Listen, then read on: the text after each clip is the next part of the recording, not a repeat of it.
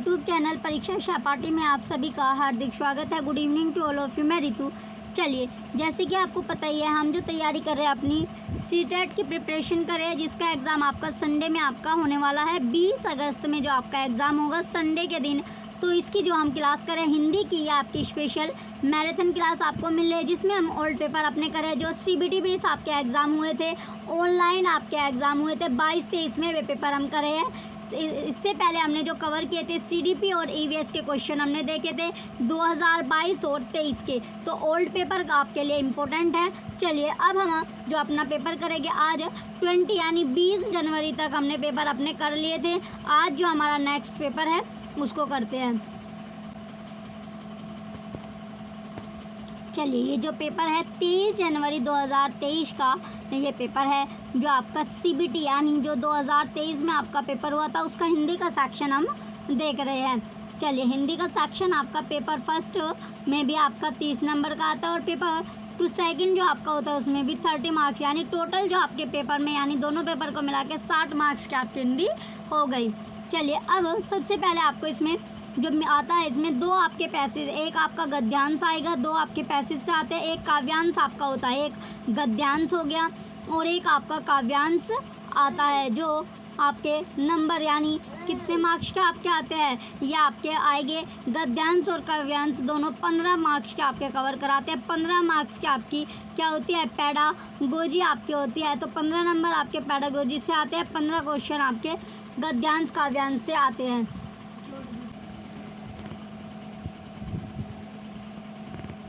चलिए, अब इसमें आपको दिया गया निर्देश आपका है, जो निम्नलिखित गद्यांश को पढ़कर पूछे गए प्रश्नों के सही सबसे उपयुक्त उत्तर वाले विकल्प को आपको चुनना होगा।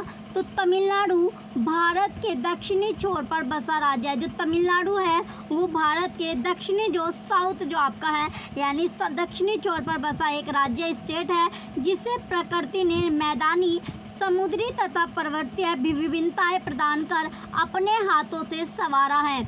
यहाँ के मूल निवासी द्रविड़ है और तमिल भाषा बोलते हैं। इस राज्य को वास्तुशिल्प, मूर्ति तथा भवन निर्माण कला की दृष्टि से समृद्ध बनाने में चोल और चेर वंश के राजाओं का अत्यंत महत्वपूर्ण स्थान है।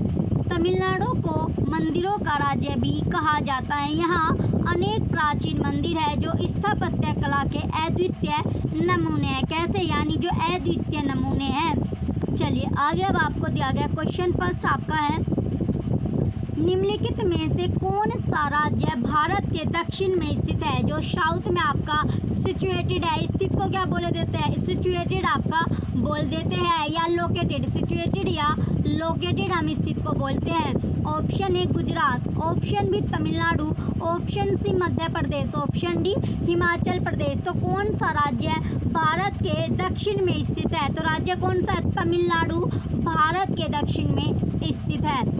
नेक्स्ट क्वेश्चन है, तो ये क्या होता है, यहाँ जो तमिलनाडु आपका है, ये कहाँ पर, ये भारत के दक्षिण में स्थित है। और जो गुजरात है, गुजरात जो है वो पश्चिम में आपका स्थित है। गुजरात किस में स्थित है, पश्चिम के हिस्से में ये आपका स्थित है। और मध्य प्रदेश आपका मध्य भाग में स्थित है। कौन से भाग में, यानी मध्य भाग में। हिमाचल प्रदेश आपका उत्तरी भाग में स्थित है। जो हिमाचल प्रदेश है वो उत्तरी भाग में स्थित है।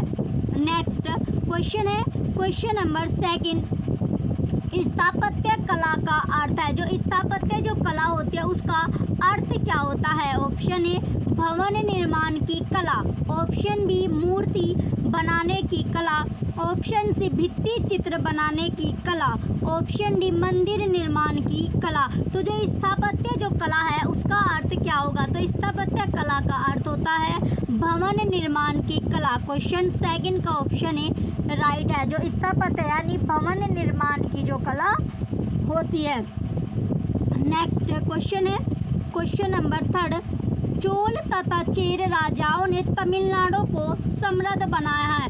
तमिलनाडु जो कि कहाँ पर स्थित है, दक्षिण में।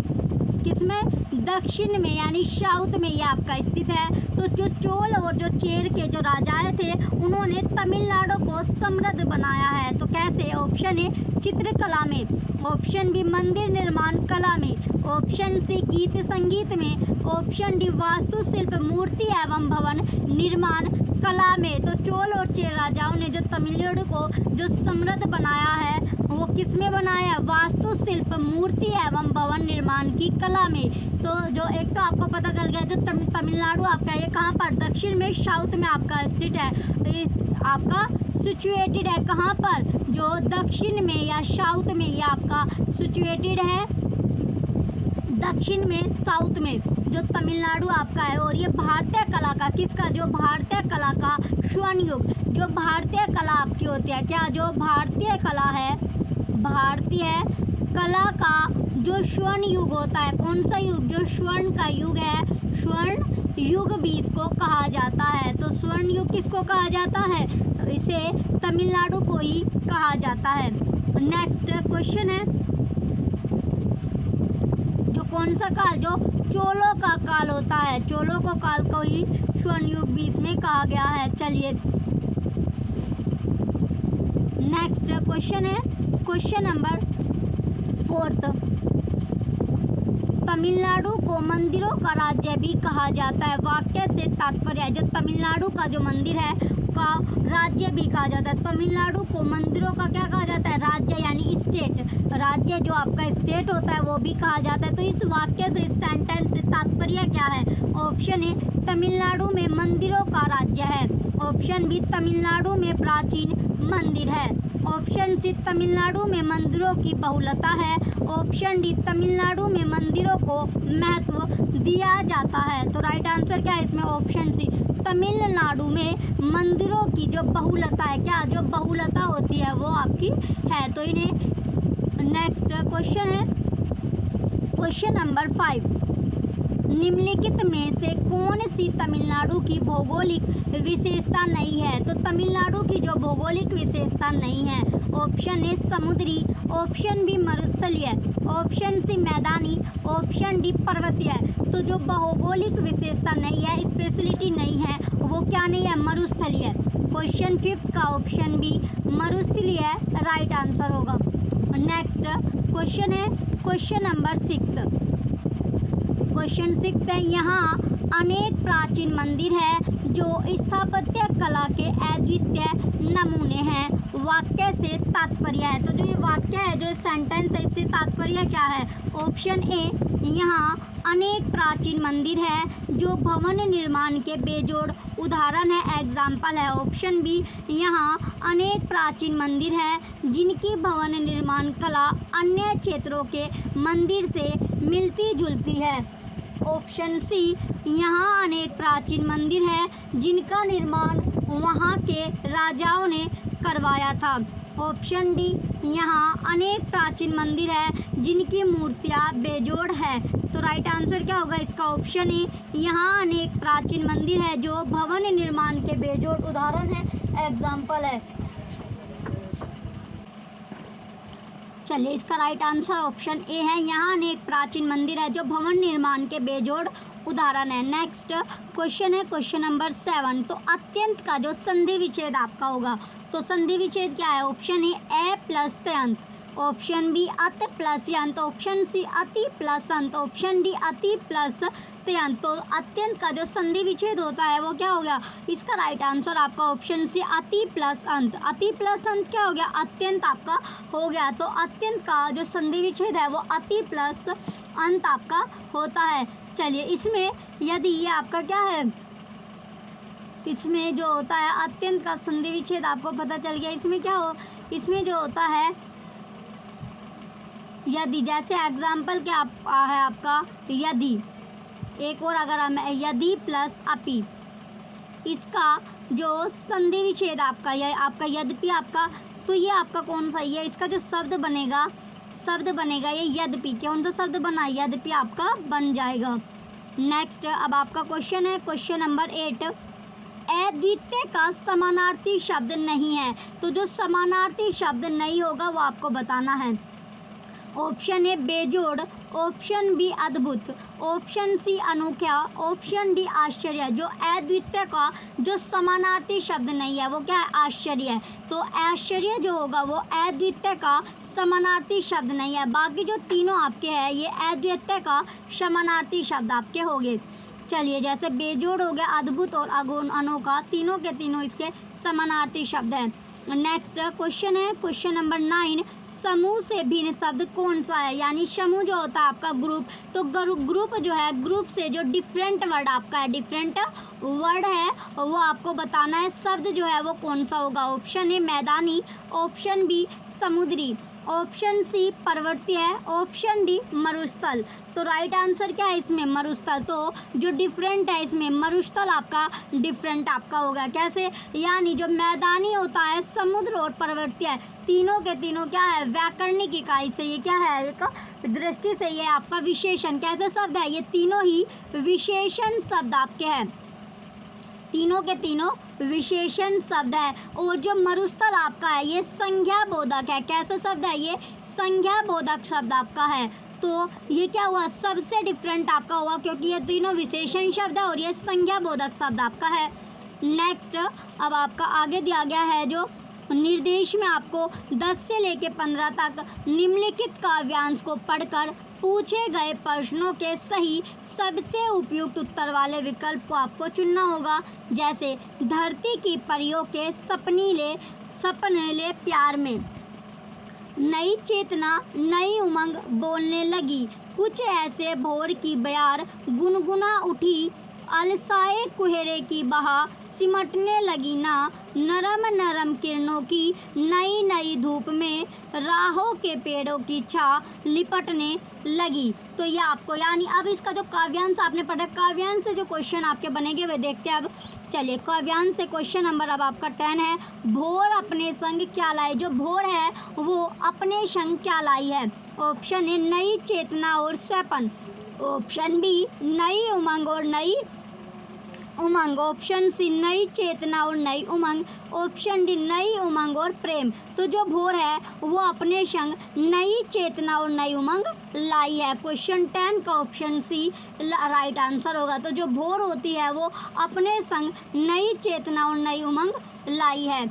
नेक्स्ट क्वेश्चन है क्वेश्चन नंबर 11, पेड़ों की छां लिपटने लगी पंक्ति डैश की ओर संकेत करती है। जो पेड़ों की जो छां है वो लिपटने लगी, तो किस में जो पंक्ति है, जो लाइन है वो किसकी ओर संकेत करती है। ऑप्शन ए धूप के कम होने की, ऑप्शन बी धूप के बढ़ने की, ऑप्शन सी कोहरे के बढ़ने की, ऑप्शन डी पेड़ों के बढ़ने की। जो पेड़ों की जो छां है वो लिपटने लगी, तो जो पंक्ति है, जो लाइन है, ये किसकी ओर संकेत करेगी। तो ये संकेत कर रही है धूप के बढ़ने की। तो किसके, जो धूप होती है, तो धूप क्या, धूप का जो है तो वो धूप बढ़ने लगी है, यानी पंक्ति में जो धूप है वो बढ़ने की ओर इशारा कर रही है।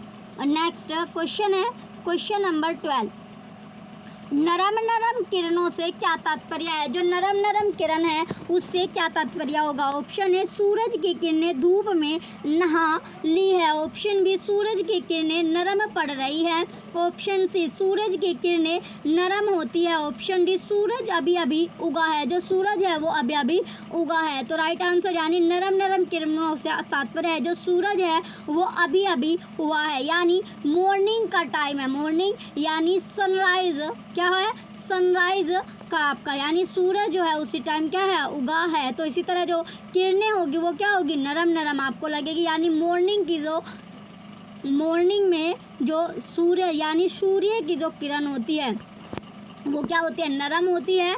चलिए नेक्स्ट, अब आपका क्वेश्चन है क्वेश्चन नंबर 13, कोहरे की बहा सिमटने लगी से क्या तात्पर्य है। जो कोहरा है उसकी जो बहा है वो सिमटने लगी, तो इससे जो तात्पर्य होगा वो क्या होगा। ऑप्शन ए कोहरा छटने लगा है, ऑप्शन बी कोहरे की बहा छोटी होने लगी है, ऑप्शन सी कोहरा समाप्त हो गया है। जो कोहरा है वो क्या हो गया, समाप्त हो गया, एंड हो गया, खत्म हो गया, ऑप्शन डी तेज धूप निकल आई है। तो कोहरे की जो बहा है वो सिमटने लगी, तो कोहरा क्या है, छटने लगा है, कोहरा छटने लगा है। नेक्स्ट क्वेश्चन है क्वेश्चन नंबर 14, भोर की बयार गुनगुना उठी पंक्ति में डैश अलंकार है, तो अलंकार कौन सा होगा? तो जो भोर की जो बयार है वो क्या होगी? गुनगुना उठी। जो ये पंक्ति है, जो ये लाइन है, इसमें जो अलंकार है वो कौन सा अलंकार होगा? ऑप्शन ए अनुप्रास अलंकार, ऑप्शन बी मानवीकरण, ऑप्शन सी रूपक, ऑप्शन डी उपमा। तो कौन सा अलंकार इसमें आपका है? मानवीकरण अलंकार होगा। क्वेश्चन नंबर 12 का ऑप्शन बी मानवीकरण अलंकार इसमें होगा। चलिए, जो मानवीकरण यानी इसमें क्या मानवीकरण इसका अलंकार इसमें आपका है। नेक्स्ट क्वेश्चन है क्वेश्चन नंबर 15, निम्न में से कौन सा शब्द समूह से भिन्न है? जो डिफरेंट आपका है, जो ग्रुप में या 4 ऑप्शन आपको दिए गए, इनमें से जो डिफरेंट आपका हो गया वही शब्द आपको छांटना है। ऑप्शन ए कुहरे, ऑप्शन बी किरणें, ऑप्शन सी पेड़, ऑप्शन डी नई नई। तो राइट आंसर क्या है इसमें? नई नई। क्वेश्चन नंबर 15 का राइट आंसर क्या है? नई नई इसमें राइट होगा। ये तीनों एक जैसे आपके, और चौथा क्या आपका बिल्कुल डिफरेंट आपको लग रहा है, तो डिफरेंट आपका हो गया। तो ये क्या है? ये तीनों क्या है? ये तीनों आपके संख्या सूचक है। तीनों के तीनों क्या है? कुहरे, किरणें और पेड़। कुहरे, किरणें और पेड़ जो तीनों वर्ड है ये संख्या सूचक, जो संज्ञा सूचक आपके है, यानी संज्ञा जो नाउन होता है ये संज्ञा सूचक है, और जो नई नई आपका है ये विशेषण सूचक आपका हो गया। कौन सा? ये आपका है विशेषण सूचक शब्द आपका है। तो आपका डिफरेंट हो गया, तीनों संज्ञा है, ये जो नई नई है ये आपका विशेषण होगा। नेक्स्ट चलिए, अब आपका है क्वेश्चन नंबर 16, भारतीय बहुभाषावाद की एक उल्लेखनीय विशिष्टता भाषा का लिपि से संबंध ना होना। उदाहरण के लिए यानी एग्जाम्पल जो होगा, ऑप्शन ए कोई 2 भाषाओं में लिख सकता है, ऑप्शन बी कोई एक भाषा में लिख तो सकता है परंतु उस भाषा में बोल नहीं सकता है, ऑप्शन सी कोई देवनागरी लिपि का प्रयोग करते हुए उर्दू भाषा लिख सकता है, ऑप्शन डी कोई ध्वनि विज्ञान संबंधित संकेतों का प्रयोग करते हुए अंग्रेजी लिख सकता है। तो राइट आंसर क्या है इसमें? ऑप्शन सी कोई देवनागरी जो लिपि है उसका प्रयोग करते जो उर्दू भाषा है उसको लिख सकता है। तो किसका? यानी जो लिपि होगी वो देवनागरी की लिपि का प्रयोग करते जो उर्दू भाषा होती है उसको लिख सकता है। नेक्स्ट क्वेश्चन है क्वेश्चन नंबर 17, ट्रांस लैंग्वेजिंग से क्या आशय है? जो ट्रांस लैंग्वेजिंग है उससे आशय या उसका जो मीनिंग होगा वो क्या होता है? ऑप्शन ए कई भाषाओं के प्रयोग की जगह एक भाषा का प्रयोग, ऑप्शन बी भाषा को एक प्रक्रिया के रूप में देखना ना कि एक उत्पाद के रूप में, ऑप्शन सी वर्तमान समय के साहित्य में बहुभाषावाद के लिए नई पदावली है, ऑप्शन डी अनुवाद की विस्तृत परंपरा के केंद्र में भाषा को रखना। तो ट्रांस जो लैंग्वेजिंग है वो उससे जो आशय है जो मीनिंग होगा वो क्या होता है? वो आपका है भाषा को जो लैंग्वेज है उसका जो एक प्रक्रिया होता है, प्रोसेस होता है, उसके रूप में देखना ना कि एक उत्पाद जो है उसके रूप में। तो उत्पाद क्या? किसी भी चीज़ को ओरिजिन करना यानी किसी भी चीज़ को उगाना। तो ये एक आपका जो भाषा को एक प्रक्रिया के रूप में देखना होता है। नेक्स्ट क्वेश्चन है क्वेश्चन नंबर 18, भाषा शिक्षा में रचनात्मकता से क्या अभिप्राय है? ऑप्शन ए कक्षा में किए जा सकने वाले खुले अंत वाले नए नए प्रश्न जिनकी तरह तरह की व्याख्या और उत्तर हो, ऑप्शन बी किसी तथ्य के प्रति समझ बनाने के लिए विभिन्न विषयों से तथ्यों को जुटाना, ऑप्शन सी शिक्षण की नई विधियों का प्रयोग करते हुए कक्षाई गतिविधि, संप्रेषणात्मक भाषा शिक्षण का प्रयोग करते हुए कक्षा में प्रयुक्त सामग्री। तो राइट आंसर क्या है इसमें? ऑप्शन ए कक्षा में किए जा सकने वाले खुले अंत वाले जो नए नए प्रश्न हैं जिनकी तरह तरह की व्याख्या और उत्तर हो। नेक्स्ट क्वेश्चन है क्वेश्चन नंबर 19, पाठ श्रवण के लिए निम्नलिखित में से कौन सी सही सलाह है? तो जो सही सलाह यानी सही जो एडवाइस होगी, सलाह क्या होती है? एडवाइस देना, किसी को सलाह देना। ऑप्शन ए सर्वे रिकॉर्डिंग शुरू करने से पहले श्रवण कार्य से संबंधित विस्तृत लेख पढ़ने के लिए देना, ऑप्शन बी निष्कर्ष सुनते समय चीन चीन आवाज़ करने वाले पेन से बोर्ड पर लिखना, ऑप्शन डी सी एक बार से अधिक रिकॉर्डिंग ना सुनाई जाए, ऑप्शन डी यदि सर्वे सामग्री विद्यार्थियों के स्तर के उपयुक्त है तो बीच बीच में रोका ना जाए, पोज ना दिया जाए। क्या नहीं दिया जाए? पोज, यानी बीच बीच में उसे रोकना नहीं चाहिए। तो इसका राइट आंसर क्या आपका ऑप्शन है श्रव्य रिकॉर्डिंग शुरू करने से पहले श्रवण कार्य से संबंधित जो विस्तृत लेख है उसके पढ़ने के लिए देना, उसे क्या जो पढ़ने के लिए देना। तो क्वेश्चन 19 का ऑप्शन है राइट है।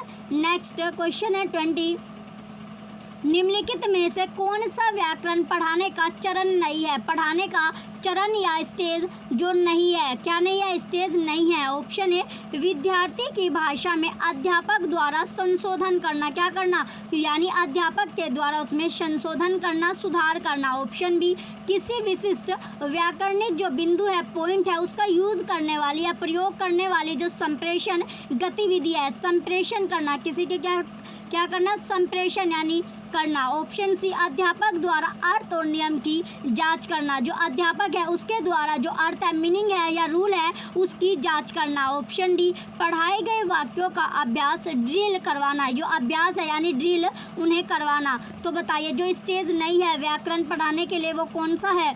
यानी पढ़ाए गए जो वाक्य का अभ्यास या ड्रिल करवाना। क्वेश्चन 20 का ऑप्शन डी राइट है। नेक्स्ट क्वेश्चन है क्वेश्चन नंबर 21, निम्नलिखित में से कौन सी भाषा शिक्षा की अवधारणा नहीं है? ये क्वेश्चन इंपॉर्टेंट है, जो शिक्षा की अवधारणा नहीं होगा, यानी जो भाषा शिक्षा है, लैंग्वेज एजुकेशन है, जो उसकी अवधारणा नहीं होती है। ऑप्शन ए ट्रांसलैंग्विज्म, ऑप्शन बी बुद्धि, ऑप्शन सी पठन वैकल्य, ऑप्शन डी भाषा संबंधी विशिष्ट विकार। तो क्या नहीं है? जो भाषा शिक्षा की अवधारणा नहीं है, बुद्धि, जो बुद्धि है, इंटेलिजेंस जो है वो आपकी नहीं होगी। क्वेश्चन नेक्स्ट क्वेश्चन है 22,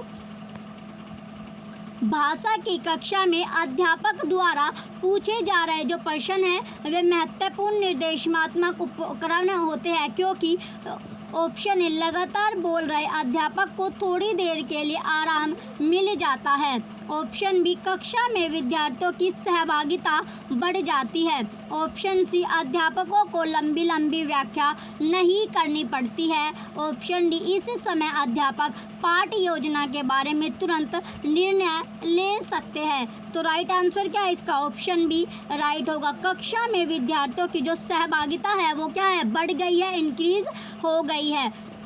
नेक्स्ट क्वेश्चन है क्वेश्चन नंबर 23, एक शब्दकोश की अनेक विशिष्टताएं होती है, निम्नलिखित में से कौन सी विद्यार्थियों के सामान्य शब्दकोश में नहीं पाई जाती? यानी जो जनरल डायरेक्शन होते हैं, जनरल जो डिक्शनरी है, शब्दकोश है, उसमें नहीं पाई जाती है। ऑप्शन ए उच्चारण प्रोनाउंसिएशन, ऑप्शन बी शब्द अर्थ यानी वर्ड मीनिंग, ऑप्शन सी शब्द की उत्पत्ति, वर्ड की जो ओरिजिन होती है, ऑप्शन डी बलाघात। तो इसमें से कौन सा नहीं होगा? तो शब्द की जो उत्पत्ति है यानी origin of word. Next question है क्वेश्चन नंबर 24, निम्नलिखित में से कौन सा पठन का आयाम नहीं है? तो जो पठन है उसका आयाम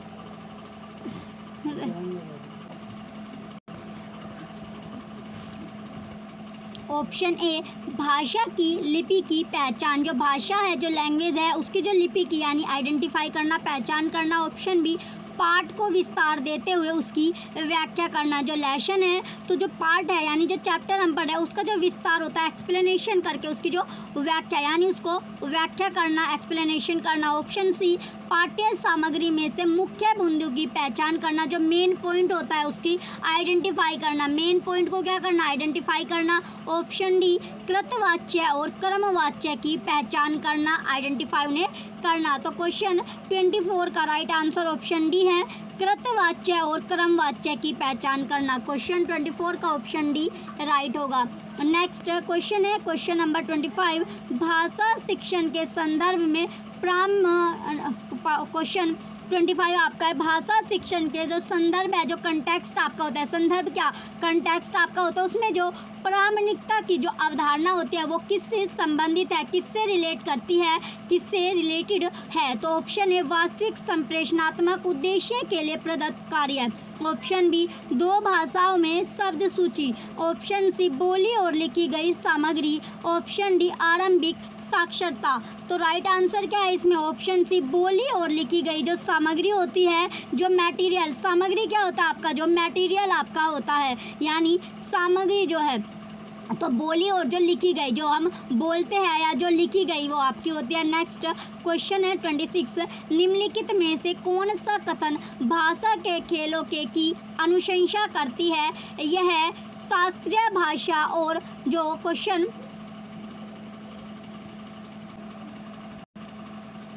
चलिए, निम्नलिखित में से वो कौन सा कथन भाषा के खेलों के बारे में जो गलत है? ऑप्शन ए खेल विद्यार्थियों को अधिगम के उद्देश्य से भटकाते हैं। ऑप्शन बी खेल पूर्व अधिगम को पुनर्बलन करते हैं। ऑप्शन सी खेल अपने आप में एक पाठ का रूप ले लेते हैं। ऑप्शन डी अध्यापक को खेल अधिगम उद्देश्यों के साथ संबंध करना कठिन है। तो इसका राइट आंसर क्या होगा? इसका राइट आंसर ऑप्शन ए है, खेल विद्यार्थियों को अधिगम के उद्देश्यों से भटकाते हैं। जो अधिगम आपका है, जो लर्निंग का, जो अधिगम यानी जो लर्निंग का जो उद्देश्य होगा, उद्देश्य यानी जो मोटिव होता है, उससे क्या करते हैं? भटकाती है, उसे डिमोटिवेट या भटकाना उसको करती है। नेक्स्ट क्वेश्चन है क्वेश्चन नंबर 27, वाचन शिक्षण के लिए कुछ विचार बिंदु दिए गए हैं, उस विचार बिंदु की पहचान करें जो अधिक उपयोगी नहीं है।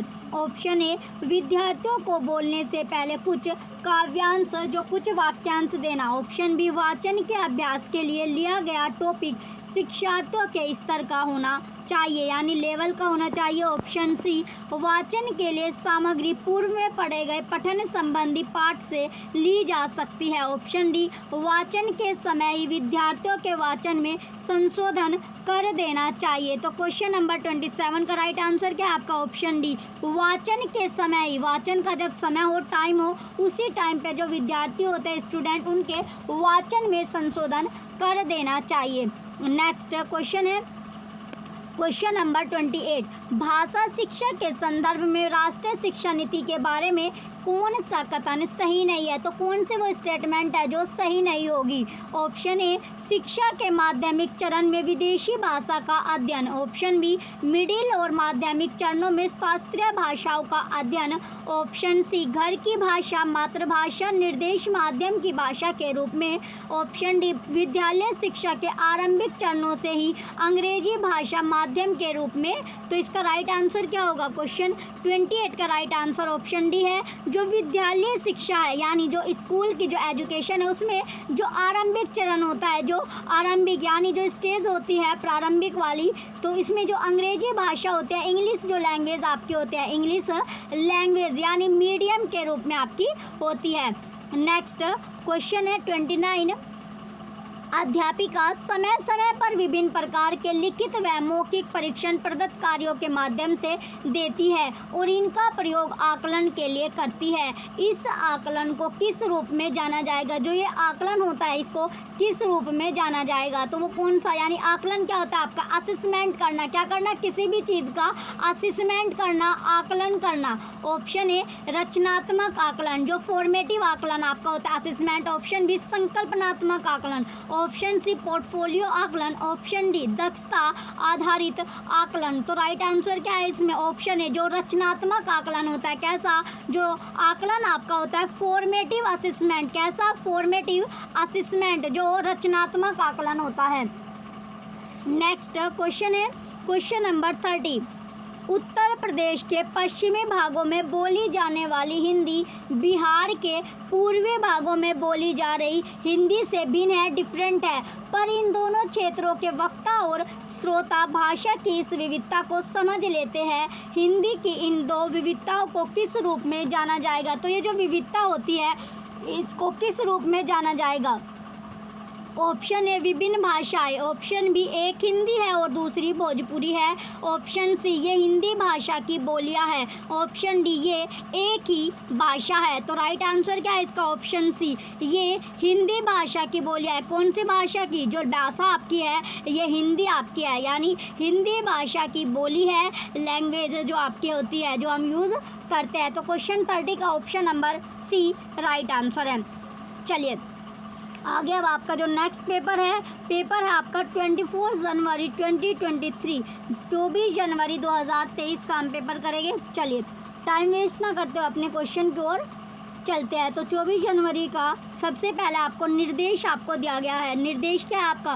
पहले से लेकर 9 तक, यानी 1 से 9 तक निम्नलिखित गद्यांश को पढ़कर पूछे गए प्रश्नों के सही सबसे उपयुक्त उत्तर वाले विकल्प को आपको चुनना होगा। तो इसमें क्या क्या आपको दिया गया है, इसमें क्या क्या आपको चुनना है? तो सबसे पहले आपको जो पैसेज आपको यानी जो गद्यांश आपको दिया गया, गद्यांश आपको पढ़ना है। इससे जो संबंधित आपके क्वेश्चन बाद में बनेंगे उनका आंसर आपको देना है, जिनका आंसर आपको गद्यांश से ही मिल जाता है। तो पहले हम गद्यांश पढ़ेंगे। सबसे पहले आपको देगा, दरअसल हम अपनी समस्याओं की चर्चा बहुत बढ़ा चढ़ा कर करते हैं। जो चर्चा होती है यानी समस्या, जो आपकी प्रॉब्लम्स होती है उन पर जो डिबेट करते हैं, जो चर्चा करते हैं, डिस्कशन करते हैं, उन पर बहुत बढ़ा चढ़ा कर हम बात करते हैं।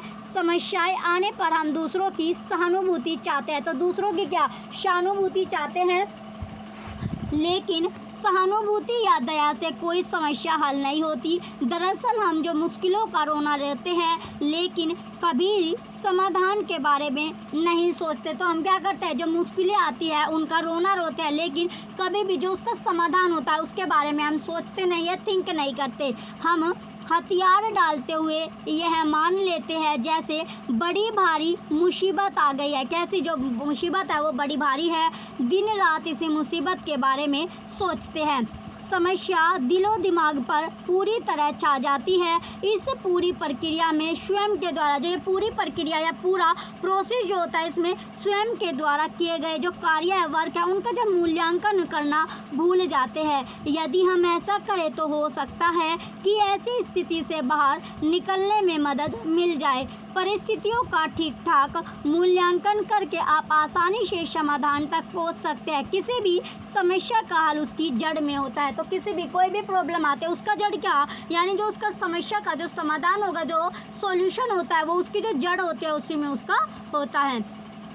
चलिए अब इसके जो क्वेश्चन बनते हैं, क्वेश्चन नंबर फर्स्ट आपका है, गद्यांश के अनुसार हम किसकी चर्चा बढ़ा चढ़ा कर करते हैं। जो गद्यांश आपने पढ़ा इसमें किसकी, हम जो इसके अकॉर्डिंग आपको बताना है कि जो चर्चा होती है, जो डिस्कशन हम करते हैं, क्या करते हैं, डिस्कशन करते हैं, तो किसकी, यानी डिस्कशन किस पर बढ़ा चढ़ा कर यानी इंक्रीज कर कर उस पर बात करते हैं, डिस्कस करते हैं। तो किस पर, यानी समस्या पर। किसका, यानी जो समस्याएं आती है। ऑप्शन ए स्वयं की सफलताओं की, ऑप्शन बी स्वयं की समस्याओं की, ऑप्शन सी स्वयं के परिवार की, ऑप्शन डी आत्म प्रशंसा की। तो किस पर डिबेट करते हैं हम, समस्या, यानी जब हमारी स्वयं की जो समस्या होती है उस पर बढ़ा चढ़ा कर क्या करते हैं, चर्चा करते हैं, डिस्कशन करते हैं। तो इसका राइट आंसर आपका ऑप्शन बी है, स्वयं की समस्याओं की। क्वेश्चन फर्स्ट का ऑप्शन बी राइट आंसर है। और क्या चाहते हैं हम जब समस्याएं आती है या जो प्रॉब्लम हमारे सामने आते हैं, यानी किसी भी तरह की जो प्रॉब्लम होती है उस पर हम क्या चाहते हैं, दूसरों की सहानुभूति चाहते हैं, दूसरों की सहानुभूति चाहते हैं, दूसरों की क्या चाहते हैं, सहानुभूति चाहते हैं, दूसरों का यानी साथ चाहते हैं, सहानुभूति उनके चाहते हैं। लेकिन सहानुभूति या दया से कभी भी जो समस्या होती है, जो प्रॉब्लम होती है वो हल नहीं हो सकती। तो उसका जो हल होता है वो क्या, जो समस्या होती है उसकी जड़ में आपका हल होता है। तो समस्या की जड़ में ही समाधान आपको मिलता है। नेक्स्ट क्वेश्चन है क्वेश्चन नंबर सेकंड, किसी समस्या का समाधान कैसे प्राप्त हो सकता है। कोई भी समस्या है उसका जो समाधान होगा, तो समस्या यानी जो प्रॉब्लम आपकी होती है, क्या होती है, प्रॉब्लम, तो उसका जो सॉल्यूशन होगा, जो समाधान होता है वो कैसे प्राप्त हो सकता है। ऑप्शन है दूसरों से सहानुभूति प्राप्त करने से, ऑप्शन बी स्थितियों का ठीक से आकलन करने से। आकलन क्या होता है आपका, असेसमेंट करना, क्या करना, असेसमेंट करना। ऑप्शन सी समस्याओं के बारे में लगातार सोचने से, जो प्रॉब्लम है उसके बारे में लगातार सोचना या थिंक करना। ऑप्शन डी स्थितियों को ठीक से तुलना करना। तुलना क्या होता है आपका, कंपेयर करना या कंपेयर करना। तो इसका तो जो समस्या का जो समाधान होगा वो कैसे प्राप्त कर सकते हैं, वो करेंगे। यानी स्थितियों का जब हम ठीक से जो सिचुएशन हमारे सामने आई है, प्रॉब्लम की स्थिति क्या होती है, आपकी सिचुएशन होती है, स्थिति आपकी होती है, उनका सही तरह से जब हम आकलन करेंगे, असेसमेंट करेंगे, तो हमें समस्या का समाधान इजीली प्राप्त हो जाएगा। नेक्स्ट, क्योंकि जो समस्या का जो समाधान होता है, समस्या का समाधान किस में होता है, समस्या का समाधान या जो हल होता है उसकी जड़ में होता है, उसकी जो जड़ होती है उसी में उसको समाधान भी होता है। नेक्स्ट क्वेश्चन है क्वेश्चन नंबर 3, समस्या समाधान के लिए किन चीज़ों से बचने के लिए कहा गया है। जो समस्या समाधान यानी प्रॉब्लम सॉल्विंग, क्या जो प्रॉब्लम सॉल्विंग के लिए, किसके लिए, प्रॉब्लम सोल्व या सॉल्विंग के लिए जो चीज़ें होती है उससे बचने के लिए, क्या यानी बचने के लिए, प्रिवेंट, जो हम बचना चाहते हैं उसके लिए कहा गया है। ऑप्शन ए सहानुभूति और साहस, ऑप्शन बी सहानुभूति और दया, ऑप्शन सी दया और साहस, ऑप्शन डी दया और विशेषण। तो राइट आंसर क्या है इसमें, राइट आंसर आपका ऑप्शन बी है। तो सहानुभूति, जो समस्या समाधान के लिए किन चीज़ों से हमें बचना चाहिए, तो बचने के लिए हमारे पास सहानुभूति और दया से हमें बचना चाहिए। नेक्स्ट क्वेश्चन है क्वेश्चन नंबर 4, किसी भी समस्या का हल किस में होता है। तो कोई भी समस्या आपके सामने आती है, प्रॉब्लम आपके सामने आती है, उसका जो हल होगा या सॉल्यूशन जो होता है, क्या होता है, हल या सॉल्यूशन जो होता है वो क्या होता है, उसकी जड़ में होता है। तो समस्या की जड़ में उसका समाधान होता है। ऑप्शन है उसकी बयानबाजी में, ऑप्शन बी उसकी चिंता करने में, ऑप्शन सी उसके विकल्प तलाशने में, ऑप्शन डी उसके मूल कारण में। तो किस में होता है, उसका जो मूल कारण होता है उसमें उसका जो होता है। तो क्वेश्चन नंबर 4 का ऑप्शन डी राइट है, यानी उसका जो मूल कारण है या उसकी जो जड़ होती है उसी में उसका हल होता है। नेक्स्ट क्वेश्चन है क्वेश्चन नंबर 5, उनके बारे हमारे यानी अनेक बार क्या होता है, हमारे स्वयं के जैसे समस्याओं को उत्पन्न कर देते हैं, जो समस्याएं है, प्रॉब्लम है, वो उत्पन्न कर देते हैं। ऑप्शन ए मित्र, ऑप्शन बी कार्य, ऑप्शन सी परिवार, ऑप्शन डी विश्लेषण। तो क्या करते हैं, जो हम कार्य करते हैं, जो वर्क करते हैं, तो वही क्या हमारे लिए समस्या पैदा कर देती है, प्रॉब्लम आ जाती है। यानी जो हम कार्य करते हैं उनसे क्या कई बार हमारे प्रॉब्लम क्रिएट हो जाती है, समस्या उत्पन्न हो जाती है।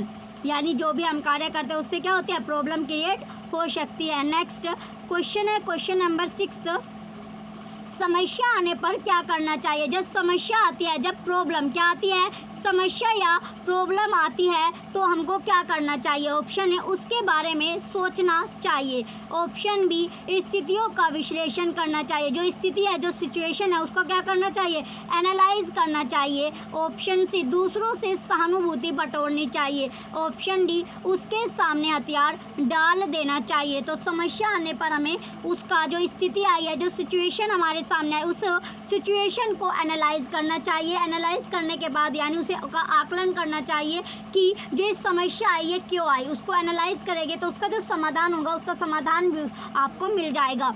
नेक्स्ट क्वेश्चन है क्वेश्चन नंबर 7, मूल्यांकन का संधि विच्छेद है। जो मूल्यांकन होता है, यानी मूल्यांकन क्या, जो कोई भी चीज़ होती है उसका इवैल्यूएशन करना। तो इवैल्यूएशन जो मूल्यांकन हम निकालते हैं उसका संधि विच्छेद इसमें पूछा गया है। ऑप्शन ए मूल्य प्लस अंकन, ऑप्शन बी मूल्य प्लस अंकन, ऑप्शन सी मूल्य प्लस अंकन, ऑप्शन डी मूल्यांकन प्लस कन। तो संधि विच्छेद में इसका राइट आंसर क्या होगा, इसमें मूल्य प्लस अंकन आपका होगा, मूल्य प्लस अंकन। क्वेश्चन नंबर 7 का ऑप्शन सी राइट है, मूल्य प्लस अंकन क्या हो गया आपका, मूल्यांकन आपका बनता है, क्या बनेगा इसका, जो मूल्यांकन आपका बन जाएगा। तो मूल्यांकन जो है ये कौन सी संधि आपकी है, तो ये संधि आपकी है दीर्घ संधि। कौन सी संधि है, दीर्घ संधि आपकी होगी, ये आपकी है दीर्घ संधि।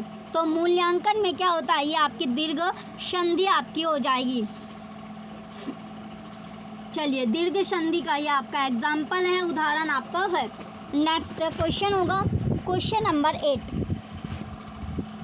नेक्स्ट क्वेश्चन दिया गया क्वेश्चन नंबर 8 है, मुसीबत का समानार्थी शब्द, जो मुसीबत आती है तो मुसीबत के समान जो वर्ड होता है उसका समानार्थी शब्द आपसे पूछा गया है।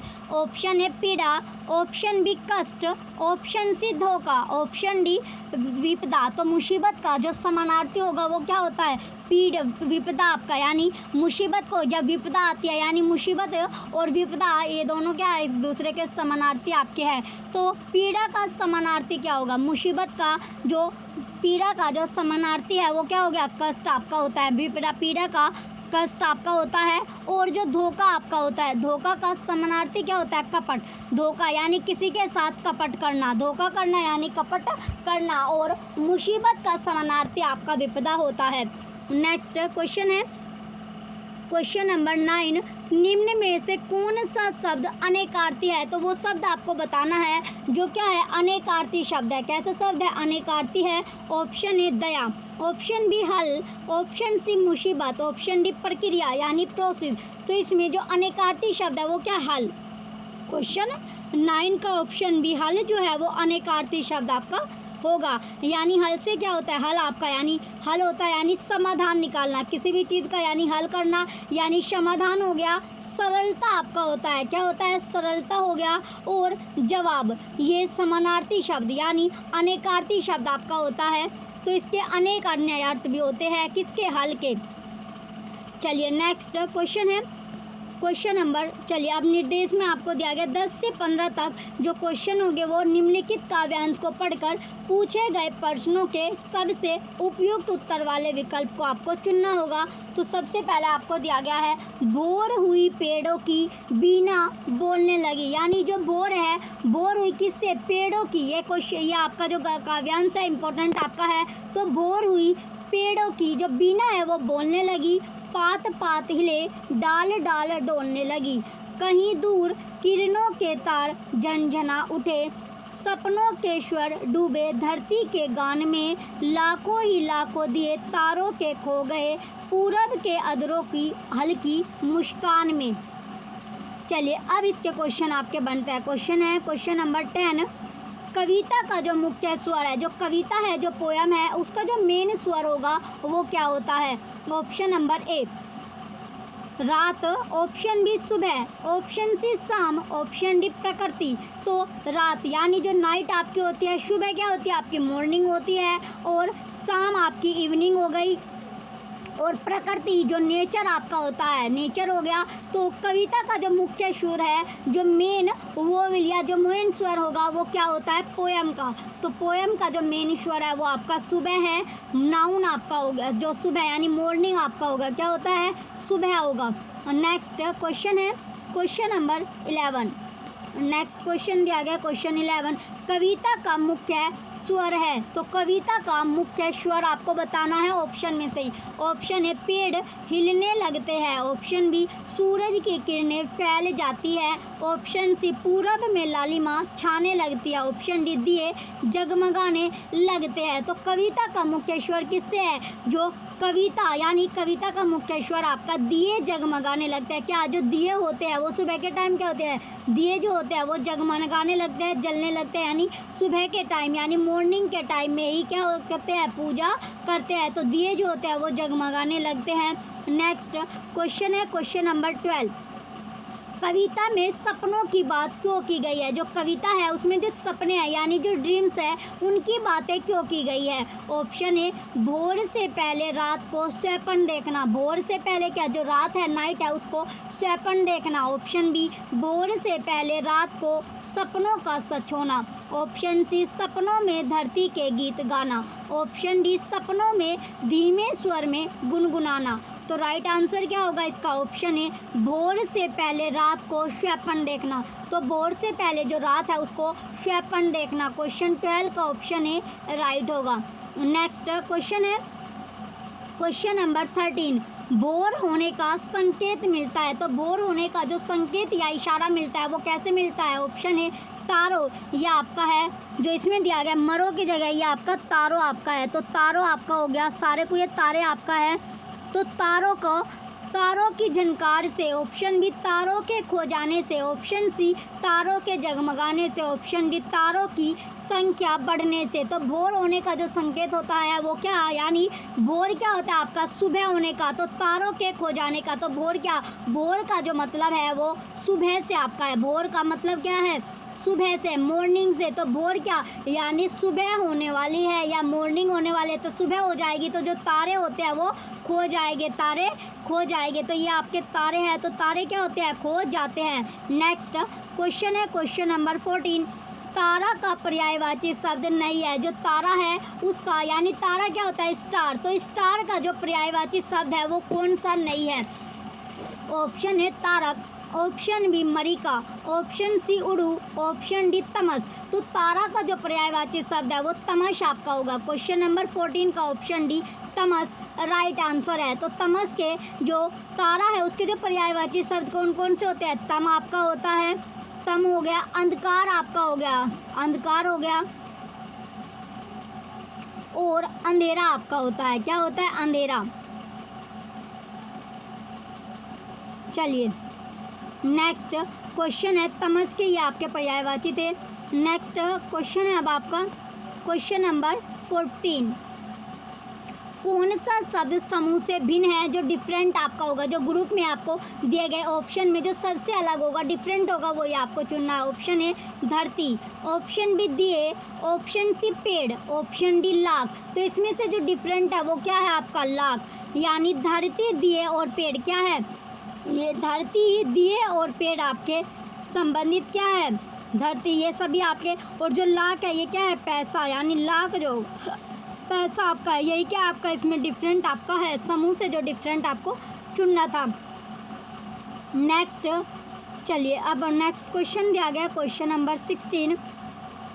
भाषा का जो विचार पर प्राधान्य आधिपत्य है। तो भाषा जो होती है लैंग्वेज का, यानी जो लैंग्वेज है, भाषा है, उसका जो विचार पर जो प्राधान्य या आधिपत्य है, यह है किसके द्वारा समर्पित है, जो समर्थित है, यानी किसके द्वारा ये समर्थित होगा। Option A Benjamin Whorf, option B पियाजे, option C Vygotsky, option D Skinner. तो राइट आंसर क्या है इसका, option A Benjamin Whorf. Question 16 का ऑप्शन ए राइट आंसर है बेंजामिन वोल्फ। क्वेश्चन नंबर 16 का ऑप्शन ए राइट आंसर है। Next question है 17 क्वेश्चन है, क्रिएशन के सिद्धांत जो आपका है, जो क्रिएशन आपका है, क्या जो क्रिएशन का जो सिद्धांत है, जो थ्योरी है 1+1 का तात्पर्य क्या है, जो तात्पर्य या तात्पर्य जो होता है वो क्या है। ऑप्शन ए शिक्षार्थी इस प्रकार से सक्षम है, कैपेबल है कि वे अपने जो मजबूत पक्ष तथा कमज़ोर पक्ष की पहचान कर सके। तो उनका जो सक्षम किस तरह, यानी जो वे कैपेबल है अपना जो उनका मजबूत जो स्ट्रेंथ और जो वीक, इस मजबूत क्या होता है आपका स्ट्रेंथ होता है, और कमज़ोर यानी जो वीक आपका होता है उस पक्ष की पहचान कर सके, आइडेंटिफाई कर सके। ऑप्शन बी भाषा तब सीखी जाती है जब शिक्षार्थियों को दूसरे व्यक्तियों से मिलने के मौके हो, अवसर हो।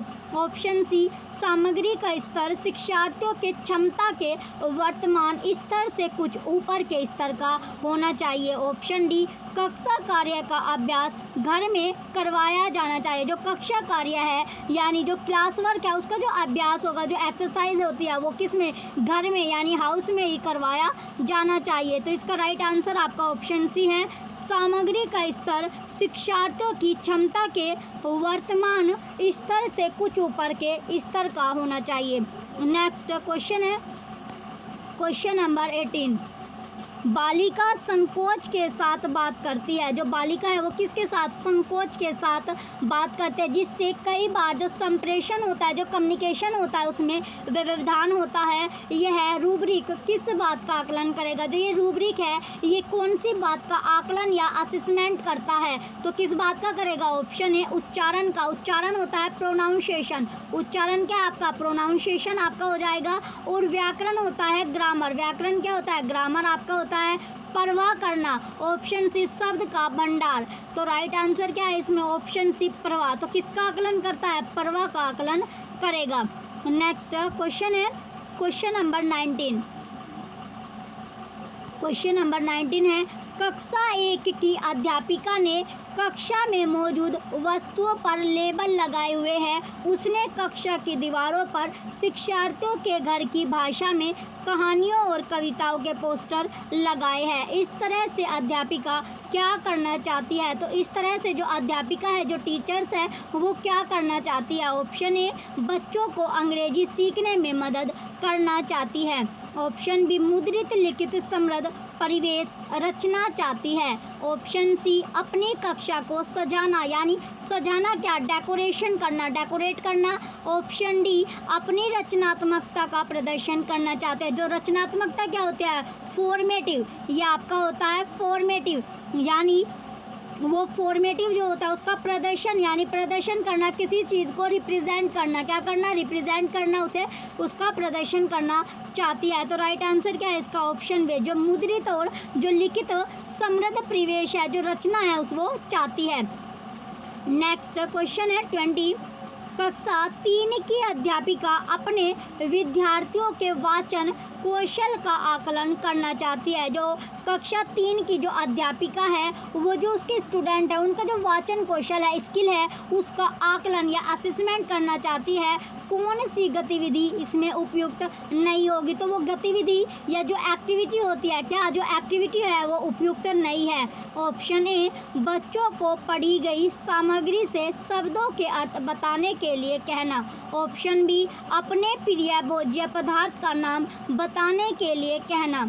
ऑप्शन सी, बच्चों को अपने आप का 4-5 वाक्यों में परिचय देने के लिए कहना। ऑप्शन डी, दिखाए गए चित्र का 3 वाक्यों में वर्णन करने के लिए कहना। तो राइट आंसर क्या होगा इसका? ऑप्शन ए राइट है, बच्चों को पढ़ी गई सामग्री से शब्दों के अर्थ बताने के लिए कहना। जो बच्चों को जो पढ़ी गई जो सामग्री है, जो मटेरियल है, तो वो शब्दों का जो अर्थ होता है, मीनिंग होता है, यानी वर्डों का जो मीनिंग बताने के लिए कहना। नेक्स्ट क्वेश्चन है क्वेश्चन नंबर 21। भाषा कौशलों के संबंध में कौन सा कथन सही है? यानी जो लैंग्वेज स्किल, कौन सी जो लैंग्वेज स्किल से जो संबंध रखती है, जो रिलेट रखती है, वो कौन सा कथन है, स्टेटमेंट है जो सही है? ऑप्शन ए, श्रवण और पठन उत्पादन कौशल है। ऑप्शन बी, श्रवण और वाचन ग्राह्य कौशल है।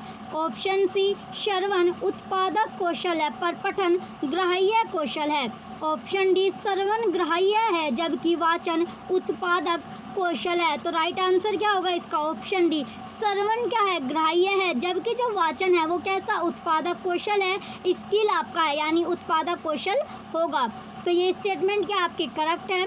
नेक्स्ट क्वेश्चन है question number 22।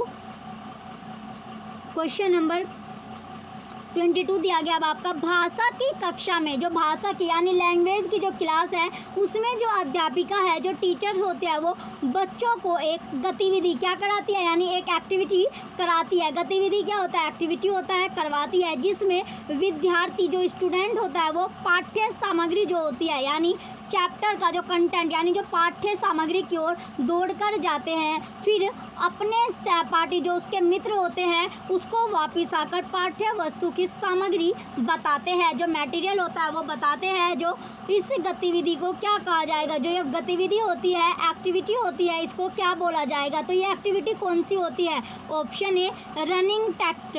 Option B, running श्रुतलेख। ऑप्शन सी, डम्ब सिराज। Option D, jigsaw dictation. तो राइट आंसर क्या है इसमें? रनिंग श्रुतलेख। क्वेश्चन 22 का ऑप्शन बी, रनिंग श्रुतलेख इसको कहा जाता है। क्या कहा जाता है? रनिंग श्रुतलेख। क्वेश्चन नंबर 22 का ऑप्शन नंबर बी राइट होगा। नेक्स्ट क्वेश्चन है क्वेश्चन नंबर 23। एक ऐसा गत्यात्मक वैकल्य जो ध्वनि पैदा करने के लिए जीभ और होठ के समन्वय को प्रभावित करता है कहलाएगा। तो वो क्या कहलाता है ये आपको बताना है, जो जीभ और होठ के समन्वय को इफेक्ट करता है। Option A, dyspraxia. Option B, dyspraxia. Option C, dysrhythmia. Option D, dyscalculia. तो राइट आंसर इसमें आपको बताना है। राइट आंसर क्या है इसका? Option C, dysrhythmia. Question number 23 का ऑप्शन सी राइट होगा। नेक्स्ट क्वेश्चन है क्वेश्चन नंबर 24। निपुण, जो निपुण है the national initiative for achieving foundational skill का मुख्य केंद्र किस पर है, जो मुख्य केंद्र है यानी मेन सेंटर आपका है, क्या है, मेन सेंटर, यो मुख्य केंद्र है आपका कौन सा, the national initiative for achieving foundational skill. तो इसका मुख्य केंद्र किस पर आपका है, ऑप्शन ए पठन, वाचन, लेखन, श्रवण और संख्याबोध, ऑप्शन बी पठन और लेखन, ऑप्शन सी पठन, लेखन और अंकगणित, ऑप्शन डी समझ के साथ पठन और संख्याबोध। तो राइट आंसर क्या है इसमें, ऑप्शन डी समझ यानी अंडरस्टैंडिंग के साथ साथ क्या, जो पठन है और जो संख्या का बोध है, तो समझ के साथ साथ पठन भी होना चाहिए और संख्या का बोध भी होना चाहिए। तो इस पर ही आपका आधार रहता है निपुण जो होता है। क्वेश्चन नंबर 24 का ऑप्शन डी राइट है। नेक्स्ट क्वेश्चन है क्वेश्चन नंबर 25, निम्नलिखित में से कौन सा भाषा परीक्षण, जो भाषा का यानी लैंग्वेज का जो परीक्षण है विद्यार्थी की किसी विशिष्ट कार्य से संबंधित उस उपलब्धि का मापन करता है, जो उपलब्धि का क्या करता है, मापन करता है, मेजर करता है, जिसकी उसे बाद में इस्तेमाल की क्या होती है, आवश्यकता होती है। ऑप्शन ए वस्तुनिष्ठ परीक्षण, ऑप्शन बी सक्षमता परीक्षण, ऑप्शन सी निपुणता परीक्षण, ऑप्शन डी उत्पादक परीक्षण। तो राइट आंसर क्या है इसमें, ऑप्शन सी निपुणता परीक्षण। क्वेश्चन नंबर 25 का ऑप्शन सी राइट आंसर होगा। तो इसमें क्या होता है, ये बाद में इस्तेमाल की आवश्यकता आपकी होती है। नेक्स्ट क्वेश्चन है 26, कक्षा 4 के शिक्षार्थियों के लेखन कौशल का जो मूल्यांकन है करने के लिए परीक्षण तकनीक इस प्रकार की होनी चाहिए कि वह शिक्षार्थी की इस बात का आकलन कर सके कि वह, आकलन यानी असेसमेंट कर सके, आकलन होता है असेसमेंट करना और मूल्यांकन करना यानी इवैल्यूएशन करना, क्या करना, इवैल्यूएशन करना। और कौशल क्या होता है आपका, स्किल होता है, कौशल यानी स्किल, तकनीक होता है टेक्नोलॉजी, तकनीक क्या है आपका, टेक्नोलॉजी होता है। ऑप्शन ए श्रुत लेख कर सकता है, ऑप्शन बी अच्छी लिखावट में उत्तर लिख सकता है, ऑप्शन सी युक्ति संगत और व्यवस्थित रूप से विचार अभिव्यक्त कर सके।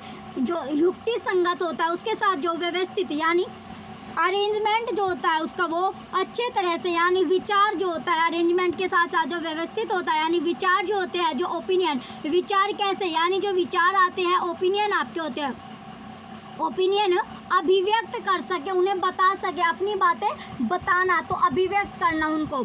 ऑप्शन डी प्रश्नों को समझकर अपने उत्तर लिख सके, जो क्वेश्चन है क्वेश्चन को समझा, उन्हें अंडरस्टैंड किया, उसके बाद जो उसका आंसर है वो लिख सके। तो इसका राइट आंसर क्या है आपका, ऑप्शन सी, जो युक्ति संगत और व्यवस्थित रूप से जो विचार होते हैं, जो ओपिनियन होते हैं, उनको व्यवस्थित रूप से यानी अरेंज करके उनको अभिव्यक्त करना, अपनी बातें बताना।